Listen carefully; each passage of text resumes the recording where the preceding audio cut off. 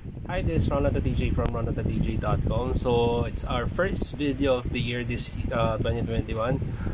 Apologies since may kailangan na ayusin personally.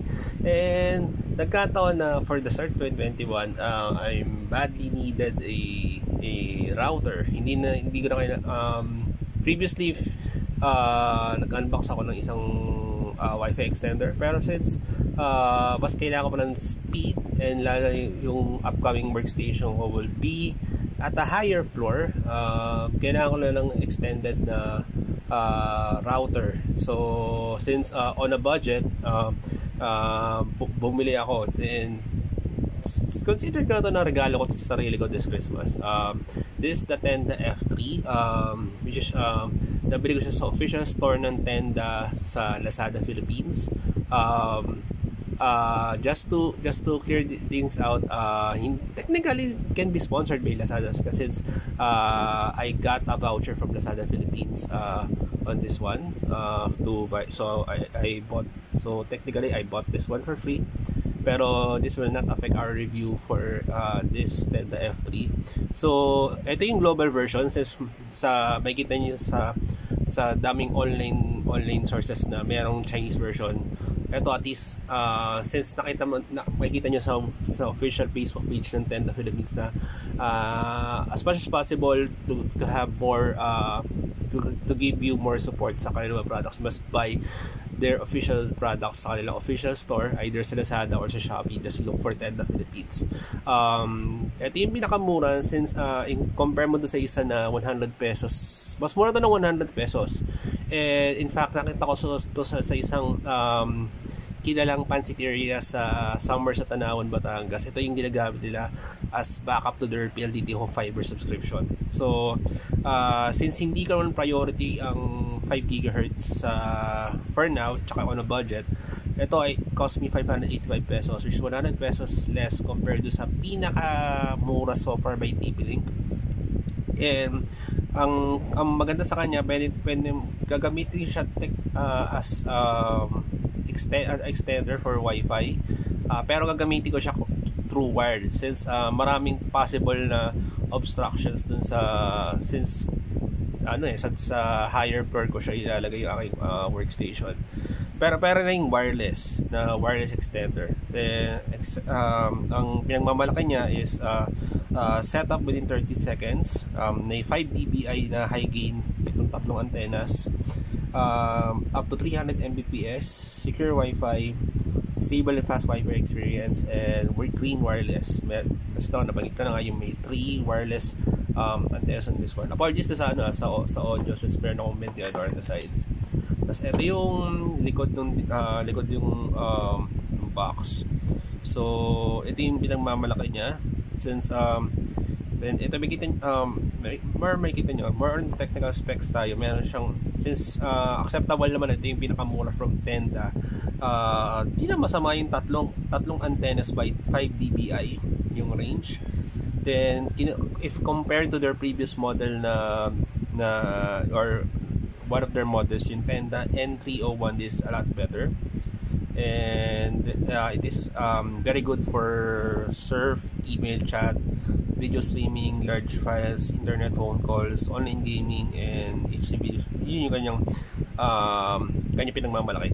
And syempre, since basic lang to, so matipid siya sa kuryente. Parang lang dagdagan lang siguro ng isang siguro isang 5 watts na LED light sa bahay.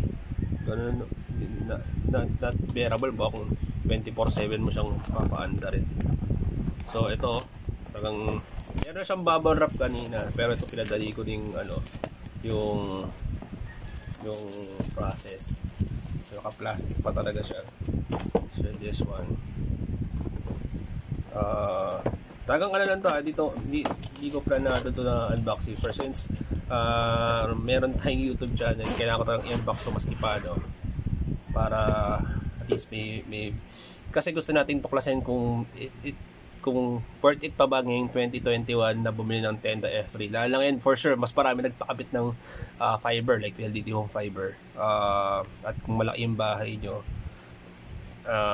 priority talaga to. Unlike do sa Wi-Fi extender na minsan nag-half the speed lang nung nakukuha nyo. So ito yung install guide.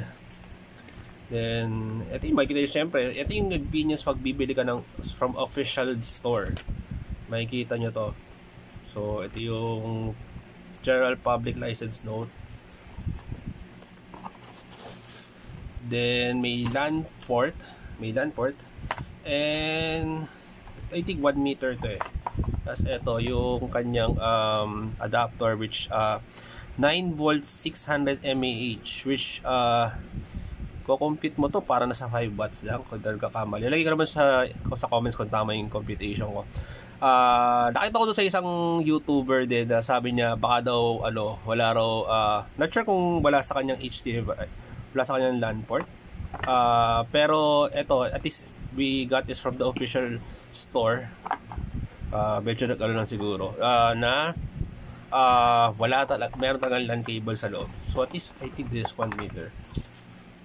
Pero to testingin natin to soon on a 30 meter LAN cable. Yun yung parang acid test natin dito. So naka-seal plastic wrap pa siya. Ang gaan lang niya. Kung compare natin dito sa size. Ito yung Realme 7i. Ito yung Tenda F3. Para lang ang gaan, parang smartphone lang. So ito yung tatlong antennas niya. Yan, ito yung tatlong antennas. Ito siguro yung power indicator, I guess. Hindi tayo mag-video ng okay, pero later on. So ito yung one port. Ito yung ika-connect mo doon sa main fiber router mo or modem. Tapos meron ka pang extra na tatlong LAN ports, which vital yun. Lalo kung siguro magla-LAN port ako pag magla-LAN cable ako pag may mga heavy ako na stream, or yung mga, since for media tayo is kailangan natin ng mas stable na connection for Zoom meetings. Then ito yung power port, then reset button. Tapos ito, I think this is the vents. Ito yung MAC address, SID, tsaka SN. Then so far ang ganya. And nung na-check natin yung UI sa yung may Tenda app ka sa Google Play. Not sure sa App Store pero sa at least on Google Play. So far mukhang okay to. So we'll check it out more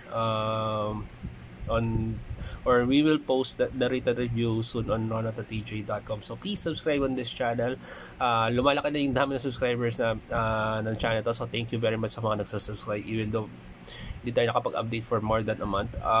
Expect more videos this 2021, lalo yung mga that i-upload ko this 2020. So please subscribe and like and follow our social media accounts that you see on the description box below, and also check www.ronaldtj.com, especially for the written review of this Tenda F3, which is currently at 585 pesos on Lazada Philippines, and also available din yata sa Shopee.